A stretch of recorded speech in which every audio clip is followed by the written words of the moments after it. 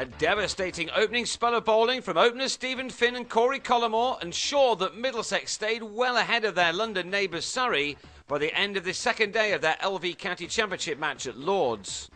Middlesex had already had the better of the first day and resumed their first innings on 368 for 5, with Ollie Rayner and John Simpson looking to add plenty more runs to that total.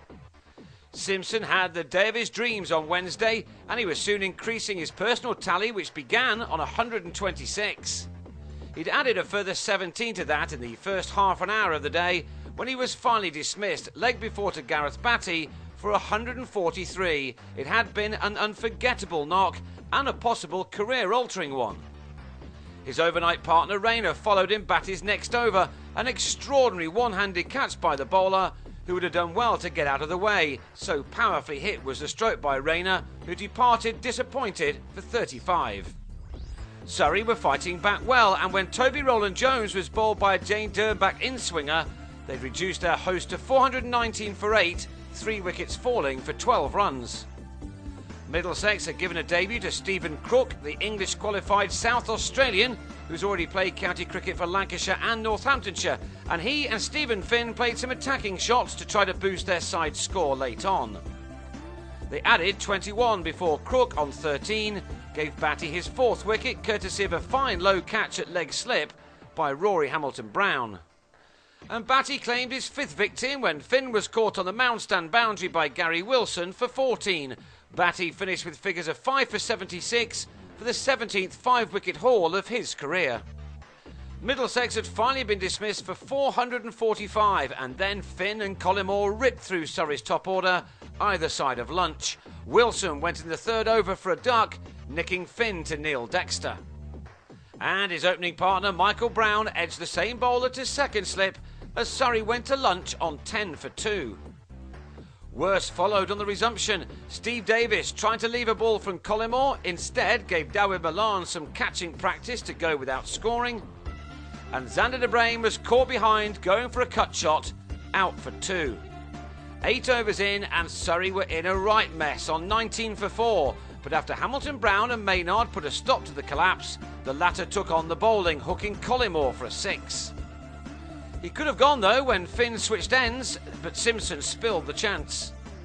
Even though the situation was somewhat perilous, Hamilton-Brown still played his shots as he always does and made 47 from just 58 balls. He failed to end a promising stand of 70 when he was leg before to a delighted Crook as he tried to whip him through mid-wicket.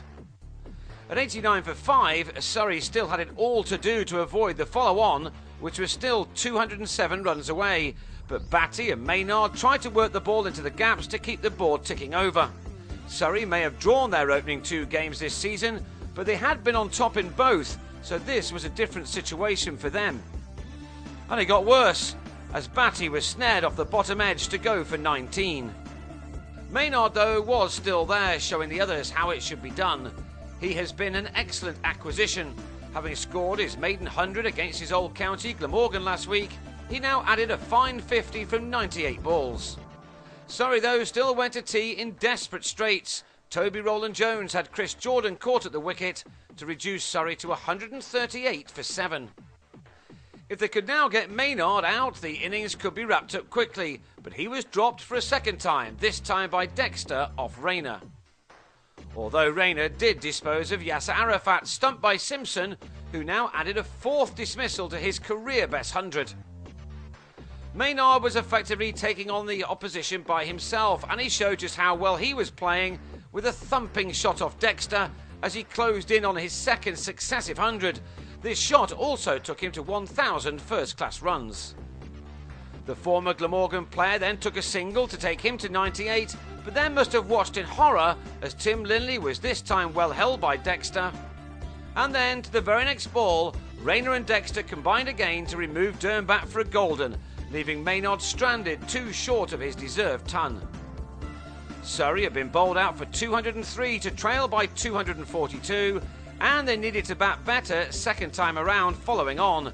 They nearly lost Wilson, who tried to pull a ball which wasn't there for that particular shot. And they did lose Brown, who was leg before to Finn in his 2nd over. De Bruyne then ensured that all 4 of the Surrey batsmen had been dismissed for a duck on the same day when he couldn't keep a climber from the on-fire Finn out, Scott Newman taking the catch as De Bruyne went first ball. That left Surrey in a hopeless position on 1 for 2, but Wilson and Davis did at least manage to survive, just until the close. They remain in big trouble, however. As the rest of the capital prepares itself for some wedding or other, Middlesex will hope to wrap up proceedings quickly to join in the festivities. Surrey will resume on 34 for 2, still needing 208 runs to make Middlesex bat again.